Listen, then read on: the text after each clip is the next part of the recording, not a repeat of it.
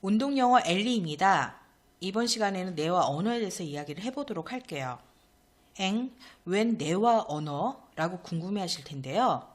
우리가 말하는 언어는 뇌를 훈련시켜 한국어에 적합한 뇌를 만들었기 때문에 한국말을 할 때는 생각 안 하고 듣고 말하는 것입니다.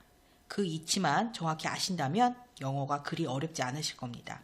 그래서 알기 쉽게 뇌와 언어에 대해서 설명드리도록 할게요.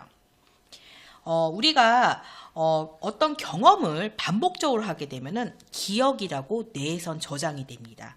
그 기억을 두 가지로 저장이 되는데 첫 번째 기억은 서술적 기억입니다.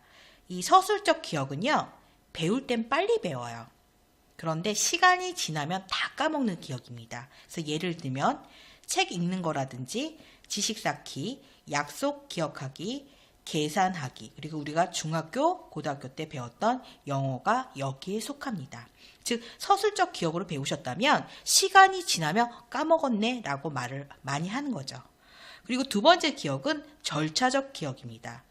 절차적 기억의 특징은 배울 땐 좀 시간이 걸려요.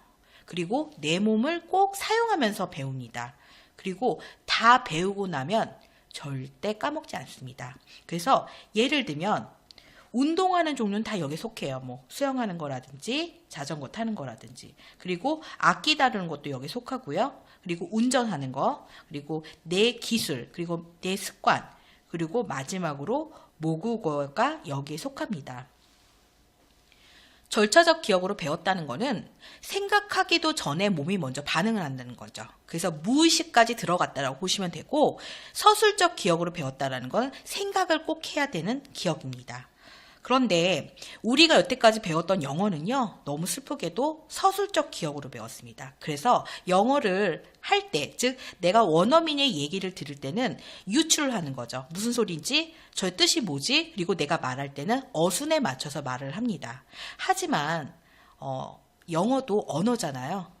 편하게 듣고 말해야 되잖아요. 즉 지나가는 원어민 얘기가 편안하게 들려야 되고, 내 앞에 있는 원어민한테 편안하게 생각 안 하고 말하려면요, 무조건 절차적 기억으로 배우셔야 돼요. 그런데 우리가 배웠던 영어가 서술적 기억인데 절차적 기억이 어떻게 가냐? 그 방법은요, 전 시간에도 설명을 들으셨을 거예요. 안 들으신 분들은 전 타임에 영어 완성 원리 두 번째 시간에 보면요, 훈련의 중요성이라고 나오는데요. 훈련을, 즉 반복적으로 훈련하게 되면 이 서술적 기억이 절차적 기억으로 넘어갑니다. 즉 의식에서 무의식 세계로 들어가는 거죠. 그러면 무의식 세계까지 들어갔다. 그러면 생각 안 하고 듣고 말하게 됩니다. 그래서 여태까지 배웠던 영어가 암기, 외우기식의 패턴식 영어면 절대로 기초회화 이상이 되실 수가 없습니다. 그래서 언어는 어떤 식으로 발전하는지를 좀 설명을 드릴게요. 이 언어의 발전 단계는 즉 모국어라고 생각하시면 됩니다. 첫 번째는 샬라샬라, 이게 무슨 말이지? 하면 언어가 들어왔을 때는 즉 외계어죠, 외계어. 외계어거나 아니면 잡음, 즉 뇌에선 쓰레기로 판단을 합니다. 그래서 들어오자마자 소리를 다 버려요. 그래서 내가 도저히 그 소리를 따라할 수도 없고 들을 수도 없는 소리입니다. 이럴 때 내가 이제 한국 사람들에 맞춘다면, 나 이제 영어 좀 한번 해봐야겠다라고 생각해서 영어를 듣고 말하기를 반복적으로 훈련을 합니다. 그러면 어느 정도 훈련에 의해서 시간이 지나면 내가 그 소리를 정확히 들을 수가 있습니다. 그리고 그 소리를 떠듬떠듬 따라 하실 수 있어요. 거기서 조금 더 들어가면 그 소리의 내용들을 내가 파악을 할 수 있습니다. 즉 생각하면서 파악할 수 있죠.